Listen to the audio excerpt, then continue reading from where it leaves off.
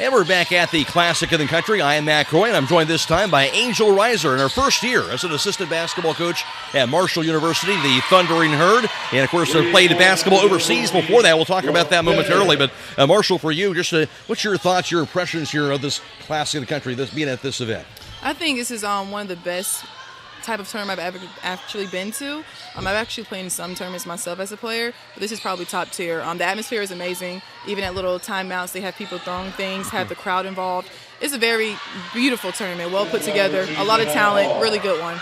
Makes it a lot of fun. I mentioned before you went to start coaching this year at Marshall University. You actually played overseas in Germany and Turkey, you were telling me. Tell me what that experience was like for you, getting a chance to play overseas like that. Playing overseas is amazing. I would say if any child has the opportunity to do it. You can travel the world, see different places, and still play the game you love, which is basketball. Meet new people, and it's just a really great experience. For you, of course, grew up playing in Cincinnati, went on in North Carolina, I should say, and played college basketball in Cincinnati here. Talk about your experience going from high school to college and what that was like playing at the D1 level. Yeah, playing D1 level is completely different than high school. It's way faster. Everyone's good in college. In high school, you might have one good player. In college, everybody's good. So just having to adapt, learn a new role, and then perfecting your role, and then overall growing as a player. Now, how has that allowed you to kind of transition into coaching now from what you've been able to learn and experience as a player? Yeah, so I feel like nowadays sometimes when kids get to college, they're like lost. They don't know what to find themselves in. Like, oh, look, I was the best player in high school. Now I might not be. I've been one of those players where when I went to college, I didn't play as much, but I've learned to adapt to new roles, and actually was a 1,000-point scorer.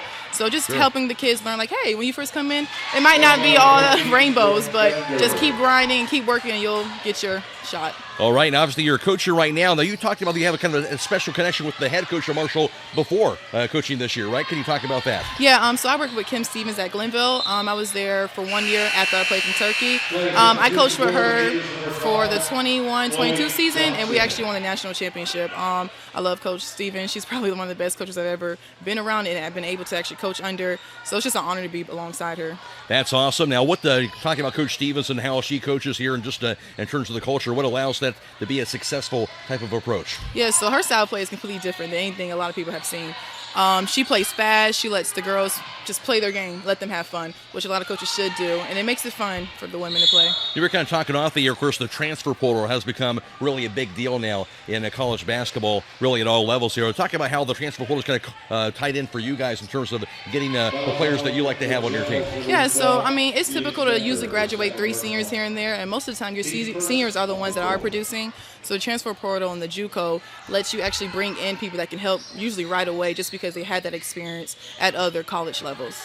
Now, when you're here at an event like this, obviously you're kind of looking for players, they're looking for different things. What are some of the things maybe you guys try to look for when you're out here scouting at different events? Yes, first thing is a player that's coachable. Second thing is one that works hard. No matter what you're going through, as long as you work hard, you can cover up for a lot of your mistakes. So when players just get down on themselves or don't recover, typically you want to look for someone that's going to work hard no matter what's going on. That makes sense. Now, as far as the season is concerned for Marshall, talk about how the season's been going for you guys. The season started off a little slow, but at the moment, actually is going really good. We're on a 5-game winning streak, number 1 in our conference. So awesome. Our girls are really playing their butts off right now at the moment. So I'm really excited for them. That's great. Well, Angel, thanks for your time. Thank you. All right, that is Angel Reiser, assistant basketball coach at Marshall University, the Thundering Herd, at this year's Classic in the Country.